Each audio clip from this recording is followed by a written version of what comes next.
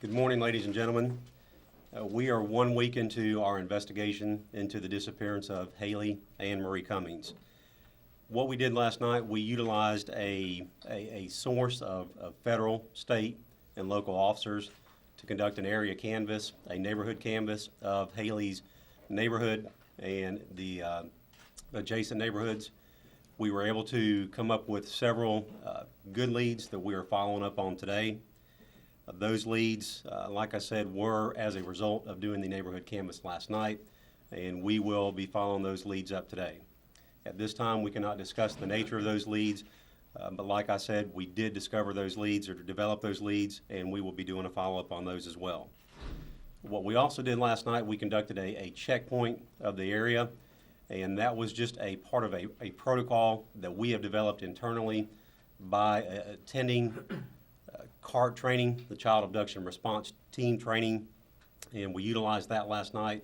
Again, we developed some information on that, and at this time we can't disclose the nature of that information as well. At this time, I'll be more than happy to take any questions that you have. You said yesterday, the sheriff said that they were questioning acquaintances and friends of family members. Have any of those polygraph tests come up negative or inconclusive at this point? Again, we have polygraphed several individuals.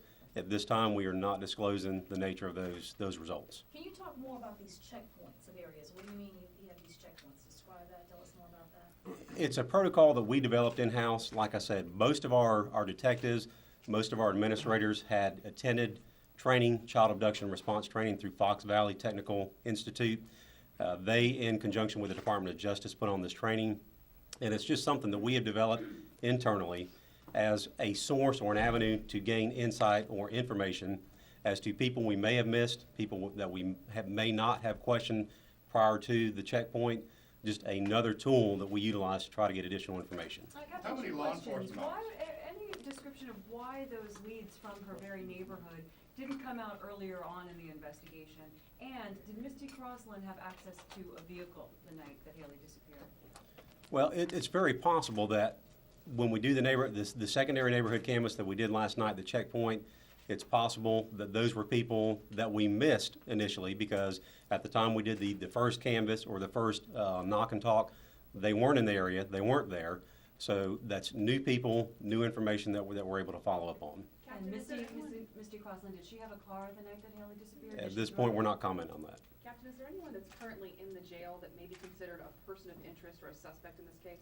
There again, we are still looking at everybody as a suspect at this time. Has anything changed as far as the timeline? Is there any new times that you're looking at as far as when she may have vanished from the home? Before we had 10 p.m. as the last time she was seen, and then the girlfriend said she didn't see her at 3 in the morning. Is there any new timeline the public should be focusing on when she may have actually disappeared or left the home?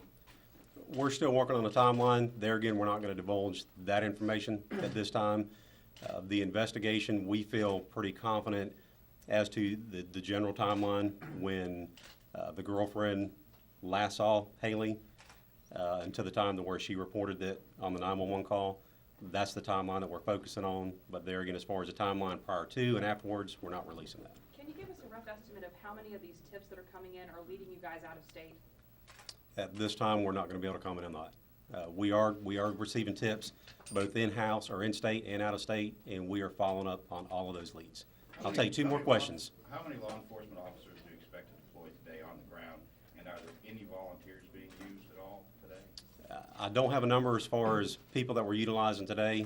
And what was your secondary question? The volunteers, are there any volunteers? Is there any kind of volunteer activity going on today? Not today, no, sir. Do One more question. Do you guys still believe Misty's story that she was home the entire evening?